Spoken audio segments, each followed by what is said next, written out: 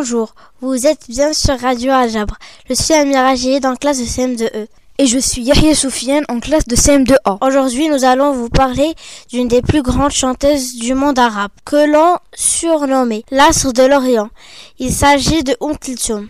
Kulthum est née dans un petit village au nord du Caire le 4 mai 1904. Fille d'un imam, elle montrait des dons pour le chant qu'elle révèle en récitant des versets du Coran. Elle impressionne suffisamment son père pour qu'il la déguise en garçon afin de lui permettre de participer à une troupe de garçons qu'il dirige. C'est à l'âge de 16 ans qu'elle fait une rencontre décisive pour sa carrière. Ahmed Rami, le poète, lui composera plus de 130 chansons tout au long de sa carrière. Rapidement, Kulthum devient une vedette au Caire, puis dans toute l'Égypte et dans tout le Moyen-Orient. Kulthum est capable d'improvisation sur ses chansons. Ses concerts deviennent alors de véritables marathons musicaux, pouvant durer de 3 à 6 heures. Son record personnel est d'avoir prolongé une seule chanson sur près d'1 heure. On raconte que ses concerts dans la capitale égyptienne affichaient complet 2 ans à l'avance. Le cinéma égyptien s'intéresse également à elle. Elle apparaît dans 6 films de 1936 à 1947. Mais elle renonce assez vite pour ne se consacrer qu'à la scène où elle continue de régner en star absolue. La diffusion de la radio en Égypte permet à tous les foyers d'entendre sa voix.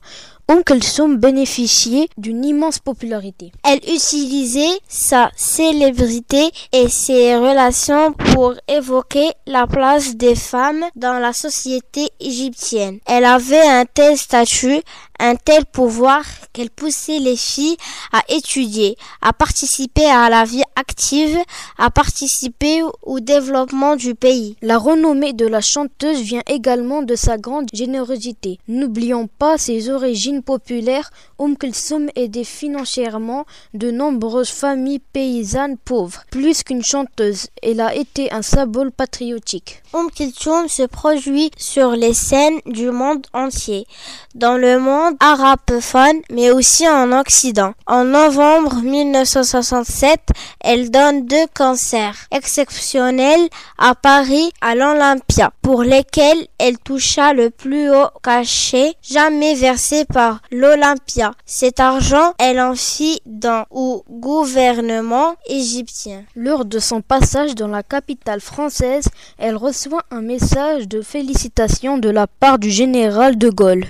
Sa voix exceptionnelle lui vaut l'admiration de la grande cantatrice Maria Callas, qui disait d'elle qu'elle avait une voix incomparable. Mais la soixantaine venue, la santé Kulthum commence à décliner. En 1973, elle doit renoncer à se produire sur scène. Le 3 février 1975, le rossignol d'Égypte s'éteint. Elle a droit à des funérailles nationales. Une immense foule d'environ 5 millions de personnes l'accompagne jusqu'à sa dernière demeure. Icône culturelle, Kulthum est toujours l'un des symboles de la musique arabe traditionnelle et reste dans l'histoire comme le premier artiste à avoir su faire découvrir et aimer au grand public occidental la musique du Moyen-Orient. Voilà, c'est tout pour aujourd'hui. Merci et à la prochaine.